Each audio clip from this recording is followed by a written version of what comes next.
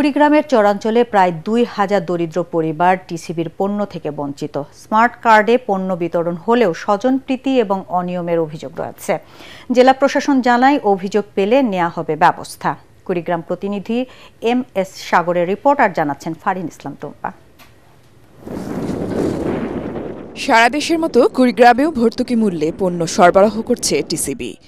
ডিলারের মাধ্যমে জেলার ৭৩টি ইউনিয়ন ও ৩টি পৌরসভায় স্মার্ট কার্ডধারী প্রত্যেককে ২ কেজি চিনি, ২ কেজি মসুর ডাল, ২ লিটার সয়াবিন তেল ও চাল ৫ কেজি বিতরণ করা হচ্ছে।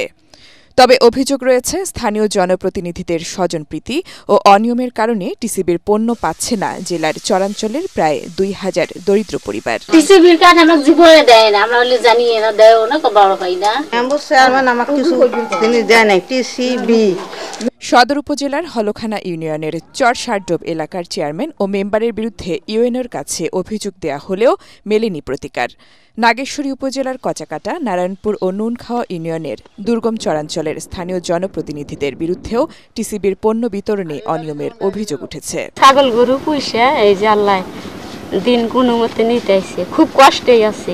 ভুক্তভোগীদের অভিযোগ, নিত্যপণ্যের চড়া দামে তাদের সংসার চলে না। টিসিবি পণ্য পাচ্ছেন না তারা। আমি কিছুই পাই না, পোলা আছে ২-৩ আমার বললে ভাত কাপড় দেয় না। স্বামী সারাদিন কাজ করে, 3 বাচ্চা ধরে আপনার কষ্ট খাই, একবেলা খাই একবেলা খাই না। চাল নেই ঘরে, এখন পোলাহান টাকা পয়সার জন্য স্কুলে দিতে পারি না, কি দিয়ে বাজার করবো, কি দিয়ে চলবো। আমার কিছুই নাই, আমি খুব কষ্টে চলি। আমি তেল পানি জোগান পারি না, খাওয়া পারি না। তবে অনিয়মের অভিযোগ পেলে দ্রুত ব্যবস্থা নেওয়ার আশ্বাস জেলা প্রশাসনের। এখনই আমি ব্যবস্থা নিচ্ছি। বাংলাদেশ জানার আগে আমরা কাকে কন্ট্রোল করে ফেলতে পারি কিনা দেখি না। দুষ্ট তো সব জায়গায় আছে, দুষ্টগুলোকে কিভাবে বাদ দেওয়া যায় এবং সাহায্য করা যায় একটু দেখি। ঠিক আছে, ওর সাথে কথা বলে অথবা পুলিশের সাথে কথা বলে ব্যবস্থা নিচ্ছি।